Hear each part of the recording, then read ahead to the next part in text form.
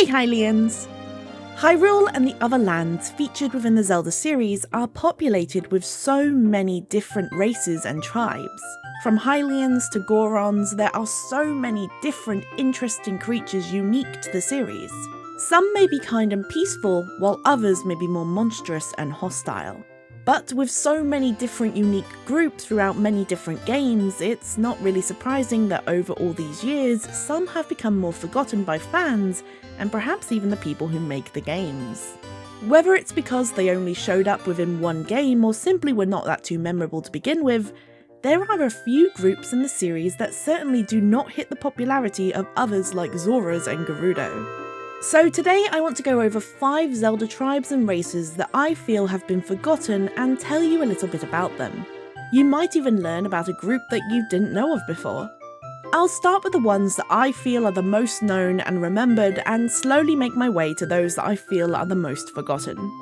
But before we start, just a quick reminder to like the video if you do enjoy it, and subscribe if you haven't already for more Legend of Zelda content from myself. If you're a Zelda fan, which I'm guessing you are, saying you're watching this video, then I'm sure you'll enjoy the other videos that I've made. And with that out of the way, let's start with number 5.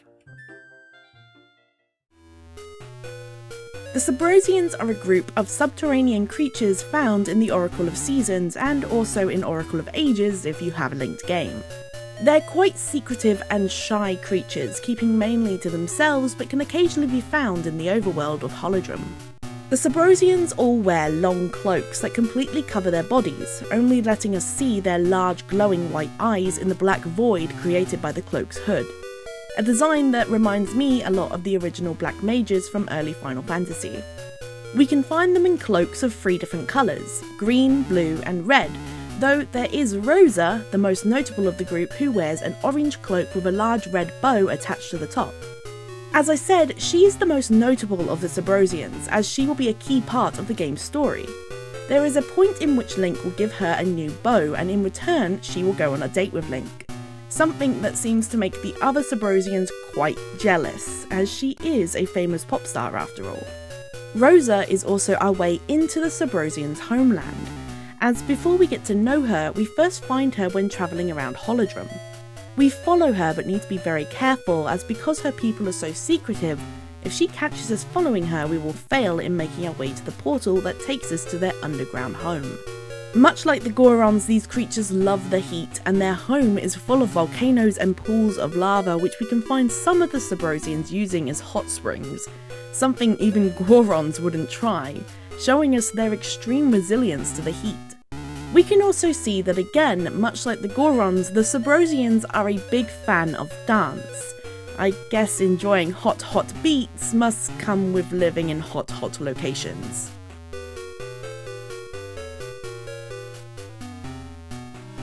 Sticking with the Oracle games, we move from seasons to ages. The Tokay are a strange group of lizard-like creatures who live together on Crescent Island, a small island just off the coast of Labrinia. While their sprites show them as small and chubby, their official artwork shows them as pretty tall with long lanky arms and legs and large blue eyes. The Tokay come in 3 different colours, green, red and orange, though green is the most common for them. They don't seem to have much contact with anyone from outside the island, and so when Link arrives they do seem quite intrigued by him, not really knowing exactly what he is at first. We first meet these strange guys when our raft is hit and we wash up on the shore of Crescent Island. And within moments of meeting the Tokay, we can see that these are a group of gremlins, stealing all of our items and weapons before we can even get to our feet. This sends us on a huge fetch quest across the entire island for us to get back all of our items, as we won't be able to leave without them. The Tokay have a huge love of trading items to the point that they don't even use rupees within their stores. If you want to buy an item from them, you can simply use seeds, but if you don't have the seeds required, you can simply trade one of your items for one of theirs. This love of trading items comes into play when trying to get all of our stolen items back from them. Eventually though, we do get all of our stuff back. A little detail that I found quite interesting is that the Tokay do have a large statue on Crescent Island, showing what they called the Guardian, perhaps their own little deity that they pray to.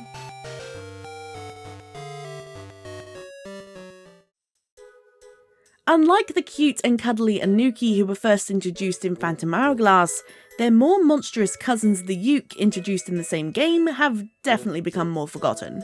The Yuke can be found on the Isle of Frost along with the Anouki, and we are first introduced to them by being informed that one of the Yuke has snuck its way into the Anouki village and disguised themselves as one of the villagers, and it's our goal to find out who it is. We find the Yuke disguising itself as the Anouki Aru, and it's here that we get our first look at them. They are bulky, hairy creatures with red eyes. They're also described as crazed by the Anouki, and have very bad temperaments. The Yuke carry around large clubs that will freeze you if they land a hit. But they mainly use an ability somewhat like Dodongos. They breathe in large amounts of air and then blow out cold, frosty breath at Link as an attack. And like Dodongos, the only way to stop them is by throwing a bomb into their mouth. This stuns the Yuke, allowing us to attack. After completing the Ice Temple and leaving, we can find the Yuke again, and actually are now able to talk to them. They claim that they were being mind-controlled, supposedly by Gleeok in the temple. We also learn that 100 years ago, Anouki and Yuke settled a peace agreement. The Anouki stay in the village to the west, and the Yuke stay in the ice field to the east. So there was always bad blood between the two, not just with the possible mind control. I personally really like the Yuke, and I feel that they were a nice counterpart to the cute Anouki. I would love to see them appear again someday, as it was a shame that they didn't come back in Spirit Tracks with the Anouki. They could have been living outside of their village in that game, or even had their own one, or perhaps they could have just been enemies in that game's Ice Temple. Within Echoes of Wisdom, we find a character called Kondi who really resembles an Anouki, and his brother, well, the Echo pretending to be him, really looks similar to a Yuke. It's not confirmed if they are, or if they're just Yetis similar to Yeto and Yetta from Twilight Princess, but I do like to think that they are an Anouki and a Yuke, and maybe we can see them come back because of these characters.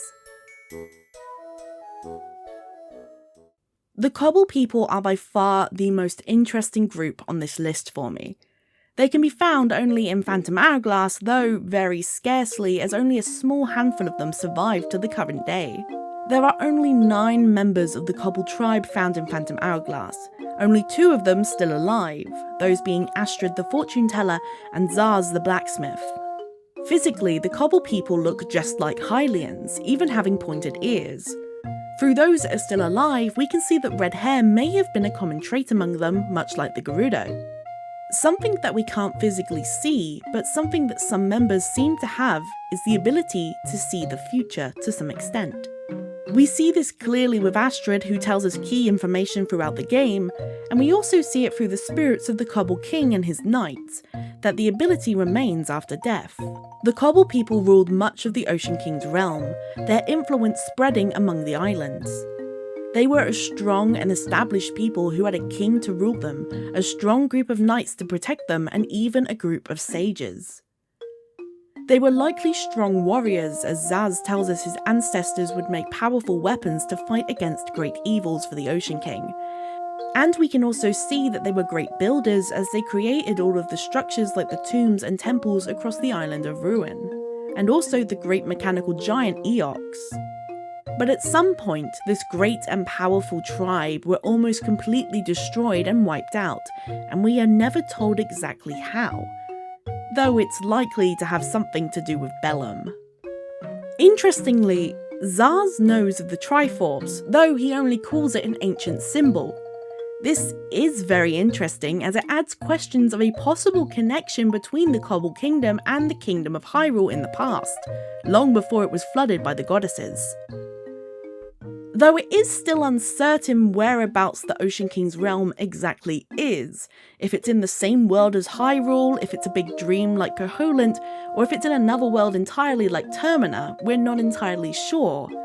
So with that, perhaps the Cobble Kingdom is one big metaphor for the Kingdom of Hyrule, a parallel to what happened. Phantom Hourglass takes place after Wind Waker, and at this point now, the kingdom we knew is long forgotten, along with the king, the Master Sword, and the Triforce. At the time we play in Phantom Hourglass, the Great Cobble Kingdom has been destroyed, only known now as the Isle of Ruins, a forgotten place that is watched over by its late king and his knights, as they still try to serve the Ocean King even in death. If you say you remember the Zuna, I'm honestly gonna assume you're lying. The Zuna are first and only seen in Four Swords Adventures, where they can be found living in the Desert of Doubt within their own little community. And it is a pretty small community, as within all of the game we only see 8 Zuna, most of them being within the village, though a couple can be found within the desert and the pyramid. The Zuna themselves have no official artwork to show what they look like, but by looking at their sprites we can see that they have green skin and wear clothes that cover much of their bodies.